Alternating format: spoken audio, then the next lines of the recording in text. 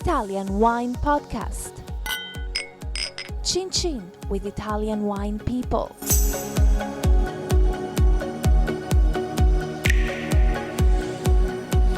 Hello, this is the Italian Wine Podcast. My name is Monty Waldin. My guest today is Alessandro Meniconi. Alessandro is the enologist for the Perticaia winery in Umbria. Welcome. Thank you. So, just give me a little bit of background on you before we start. Did you always know you were going to work in wine? Did you come from a winemaking family?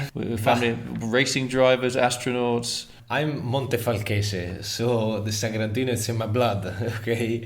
For sure, when I started making wine, I was very young at the beginning. The fashion of winemaking, it was in my dream from my family because we had a very small home production of wine, but just only in every houses of the town. So this was just, you had a little bit of vineyard just for family yes, consumption. Yeah, very small vineyards. And then I had the opportunity to study enologist in the Perugia University, and Perticaia is, in few words, my first love. Really? Why? Because it was my first work experience, and I've started there to making 15 days of practice, and now How old were you then? I was 20, 21? I was 20. I was doing my practice for the university. The practical work for the university, yeah? And I had to do 15 days, and now are 11 years that I'm crushing the grapes with my hands in the States. So it was very fun because I'm starting very young, really without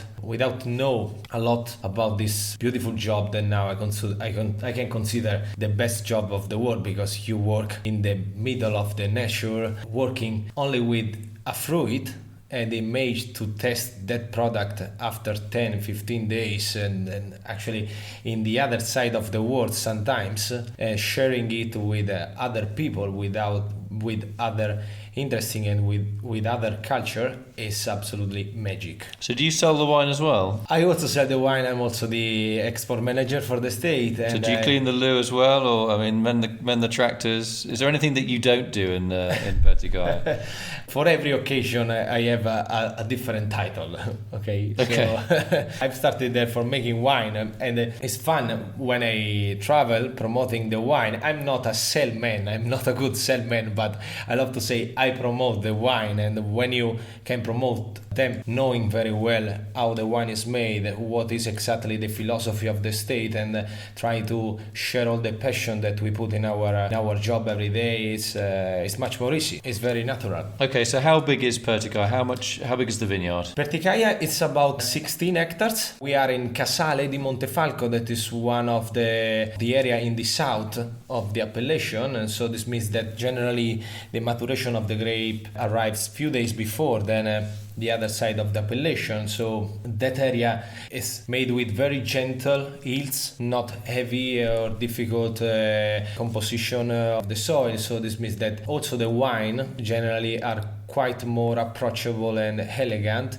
The maturation arrives very fast, and we are very happy because this is also part of our goal, trying to make wines very clean, elegant, fresh, easy to understand. And in our idea, people when drink a glass of Sagrantino, we like if they can drink it without suffer. I want to be honest, because people image this Sagrantino like a monster. Yes, maybe sometimes it can be, but we are a big fan of a Sagrantino also fresh, clean, elegant, and easy to understand also when it's young and not only after 15 or 20 years. What is the secret to making a Sagrantino from Montefalco that is smooth and not too aggressive and tannic? What are you doing in the vineyard, and what are you doing most of all in the winery? Exactly, you are correct.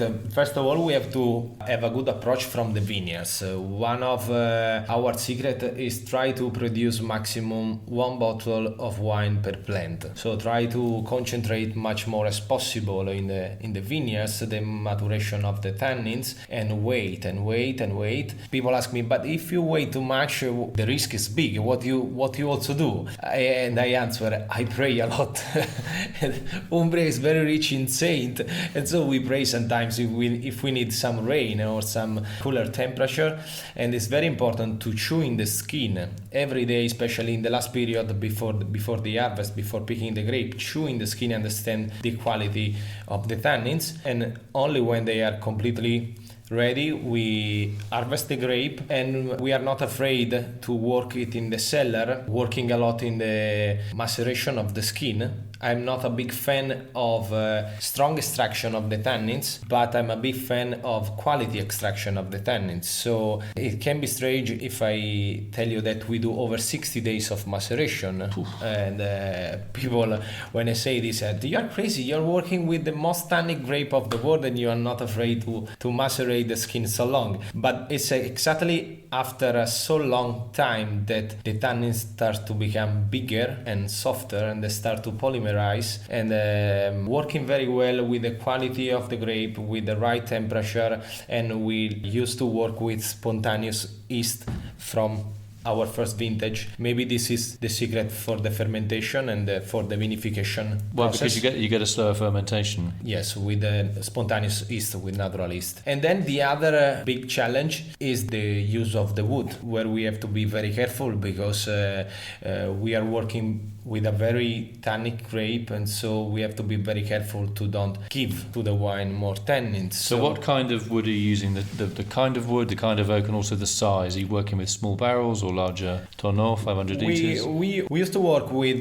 mixed barrels from small French barrique to 25 hectoliters wood barrels. It depends a lot on the vineyards that we are working, because we harvest all the vineyards separated, we vinify them separated, and the passing in wood the aging in wood is separated for each single vineyard. So each even before you pick it, each little plot will have its own journey through the winery. Yes, exactly. So how long did it take you to, you're obviously very enthusiastic, how long did it take you to really feel you got a really good understanding of how each plot should be fermented and aged? Is that an ongoing process, or do you think you've cracked it? Well, it's something very long. Sometimes I think for my experience in Perticaia, maybe now after 15-16 harvest, we have a better idea of which vineyards can make different results, and time of harvest, kind of fermentation, kind of aging.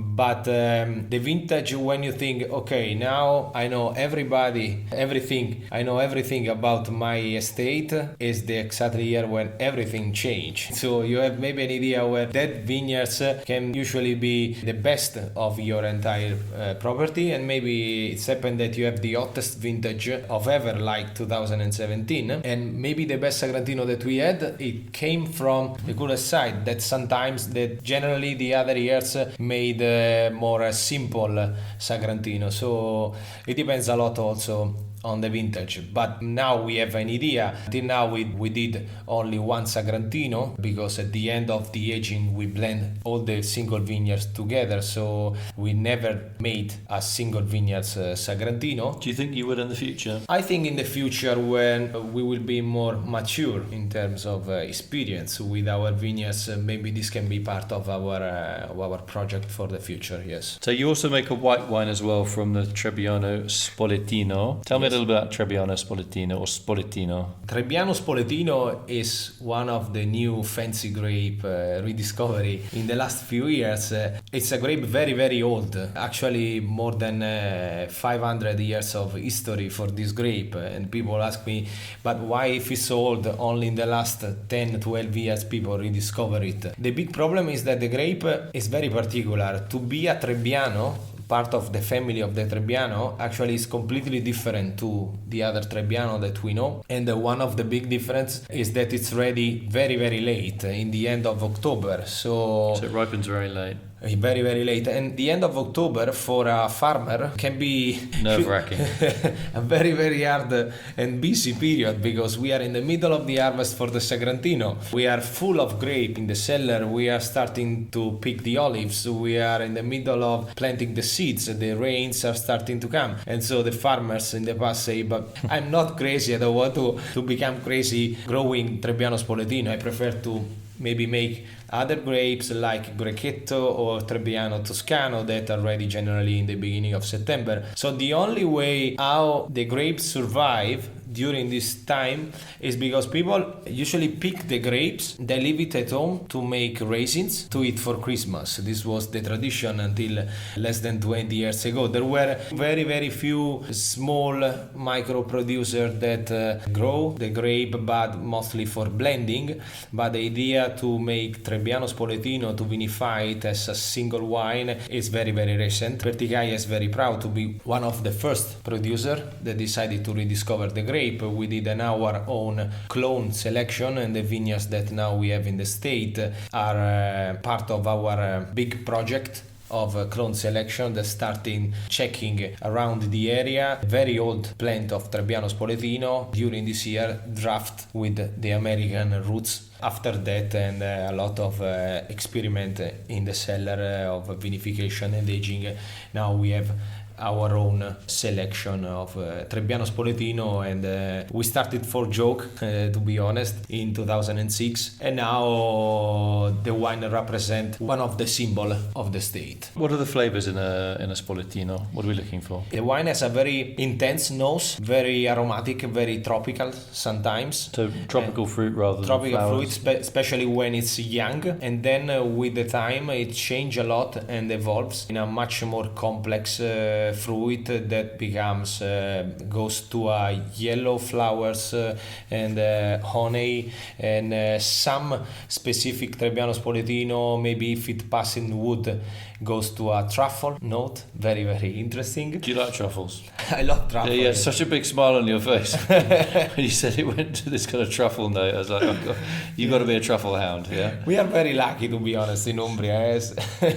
I don't want to say that we make breakfast every day with truffle, but it can happen too. Do you have truffle dogs? Do you go out hunting truffles? Not me personally too, but I have some friends, and sometimes we share this passion together. Yes, it's very fun. So you like cooking as well, I guess, yeah? Yes. One of my favorite dishes are the Strangozzi. That is our typical pasta. It's a long pasta similar to tagliatelle, but little bit larger, with truffle and just salt, pepper, little bit of pepper, and a very good extra virgin olive oil. And to drink with that, what is a good local wine? For local wine, I suggest a good Montefalco Rosso Riserva. Okay, and so in your case, you make a Montefalco as well, don't you? Yes, we also... So what is the blend for that? Is it mainly Sagrantino? It's mainly Sangiovese for 70%, and then we complete the blend with a 15% of Sagrantino and 15% of Colorino. That is another of our indigenous grape, very common in the center of Italy, especially in Tuscany and in Umbria also. Generally, when you have Sangiovese and you need some color, the Colorino is there. And so this is for sure one of the big characteristics of our Montefalco. Generally, people used to mix international varietal in the blend. Our characteristic for the Montefalco Rosso is to use only native grapes. Okay, just go back to the Spoletino. What is a good dish with the Spoletino, the white wine? I'm a big fan of truffles. We know that. Yeah. Not only truffle, but for the Spoletino, sometimes it's a dish that is very difficult to pair with food, to pair with wine. Are the asparagus. Right. Okay. Try to imagine scrambled eggs with asparagus, and it's amazing. The Trebbiano Spoletino. If you are approaching to a Trebbiano Spoletino a little bit older, maybe a Spoletino 4-5 years old, I can suggest also some white meat like pork fillet. You can understand Umbria is landlocked. We have not a big tradition in seafood. For sure, Trebbiano Spoletino is perfect with fish, but we are very lucky because it's a white wine that is also perfect with our Umbrian kind of food that is mostly made of also pig, for sure, but also a lot of legumes, vegetables, a lot of dishes that pair very well with the Trebbiano Spoletino. We also make a selection of the Spoletino. It's a single vineyard called Del Posto. Del Posto is a project born in 2015 for two big reasons. One, because it was our 10th anniversary from our first production of Spoletino, and second, because 2015 was really an incredible vintage. So it was a perfect occasion to start to make this selection. The name Del Posto comes from the origin of the name Trebbiano, because the name Trebbiano from the Latin Trebulanum means wine from the place. That in Italian is vino del posto. Actually, you can find Trebbiano from everywhere. This is the reason why you can have Trebbiano from Tuscany, for Abruzzo, from Lugana and Spoletino also, because he represented in the past the vino del posto, vino del luogo. And so the idea to call it del posto is this is the reason why we call it del posto, because it's the meaning of the name Trebbiano. And a perfect pairing with this kind of Trebbiano that, trying to explain you in few words, is much more complex and fat and aromatic, can be a good risotto with fish. Like shellfish and mixed seafood platter. Exactly, with a risotto. Okay, with a risotto. Yes. Yes, that's quite. You come up with some quite healthy dishes, huh? Risotto is no meat in that. So Sagrantino in the vineyard. Obviously, in the winery, it seems like a very robust, tannic, strong, sturdy grape variety. What about Sagrantino in the vineyard? Is it very disease prone, very disease resistant, easy to work, easy to prune? Well, I think if you permit me to pass me this word, it's a grape bastard, but very bastard grape. From the vineyards to the cellar. It's very, very vigorous. It's incredible to work in the vineyards. We need at least 3 times more labor work in the vineyards to clean very well the area of the grapes, because it's a very, very vigorous plants. So what you're saying is the feminelle, the water shoots Yes, that grow around feminelle. So you're going in spring, taking some leaves out so that there's less shade around the bunches, there's less risk of disease. Exactly. Also for an important reason, because the grape is ready very, very late. So compared to the Sangiovese, for example, that in the middle of September is ready to be picked, for the Sagrantino we have to arrive to the end of October, in one of the most dangerous period in terms of risk of botrytis and all the stuff. And so that period is the period of the rain, is the period of the fog, and so the humidity is there, and so we have to open spaces for the wind to dry the grapes, and this is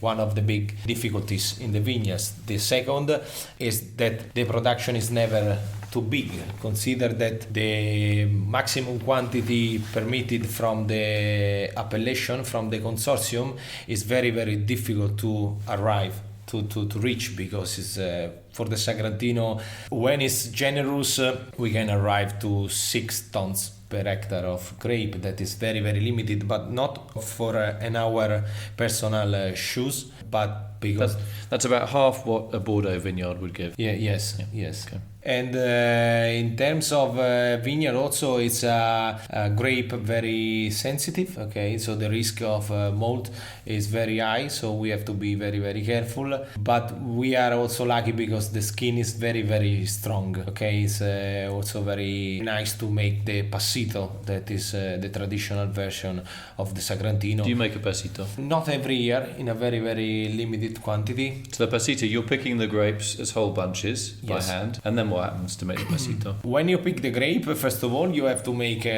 like a selection, because you have to choose the best bunches, the best fruit. Generally, we call that grapes open grapes. So loose bunches. Yes, and then after picking the grape, we bring them to the cellar in a very big room with big windows that helps the wind to circulate. To airflow. Yes, and we have to wait that the grapes become enough dry to have a good sugar concentration. So they shrivel, lose their water, and concentrates the sugar. And the period is about between 40 and 60 days before doing the harvest. And then you press? Then we press and we make the fermentation. That generally is very difficult fermentation, because the skins are very stressed, because after this a very long period you risk to lose the natural yeast in the skin, but at the end the wine is very, very magic. So what do you drink that with then? The traditional pairing is with roasted lamb, so very particular, because image a sweet wine with red meat is strange, but we are talking about a red sweet wine, very rich in tannins, generally never too sweet, and the lamb is quite sweet meat, very aromatic, and especially if you work it and you cook it with a lot of oil and fat and spicy rosemary, thyme, it can be very, very nice. You like cooking, don't you? I like quite a lot cook, yes, for sure.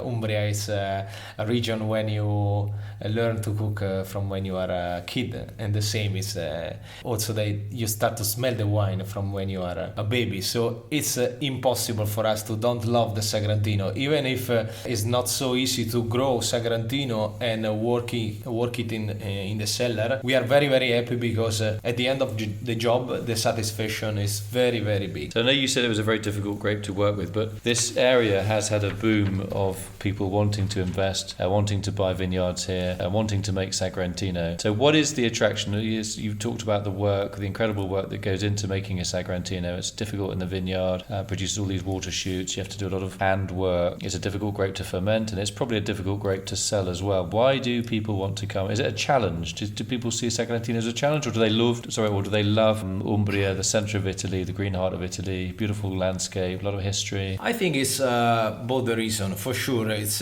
we can consider it a challenge, but nobody will make an investment like this if they don't believe a lot in the potential of the grape, and I think the potential is very big. We are talking about a wine that has only 25 years of DOCG appellation. That is nothing in this world. And if I think that mostly of the production, about 70% of the production is made with vineyards very young, less than 20 years old, and people like the wine now, what can happen in the next 20-30 years when finally the grapes start to be more mature and older? We are even talking about one of the most tannic grape of the world, and it's impossible to make a good wine without good grapes.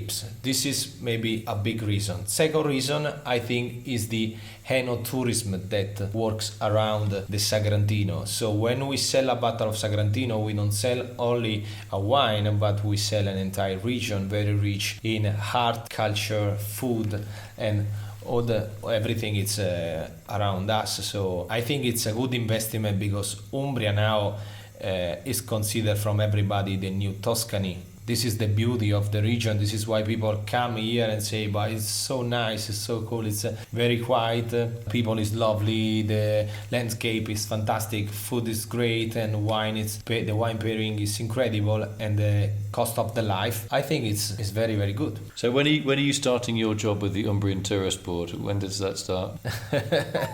Alessandro Meniconi, thank you very much for coming in today and sharing not only your passion but your humour as well. You're a fantastic interviewee. You made me laugh many times, but obviously you really are a very professional young man. You really know what you're doing, and you're a fantastic ambassador for your winery and also for the region. Really, your enthusiasm is infectious. Complimenti. Thank you. È stato veramente bravo. Grazie. È stato veramente un piacere per me. Piacere mio. Grazie dell'opportunità. Ci vediamo presto. Vieni a trovare se c'hai un secondo in cantina. Ci assaggiamo qualcosa.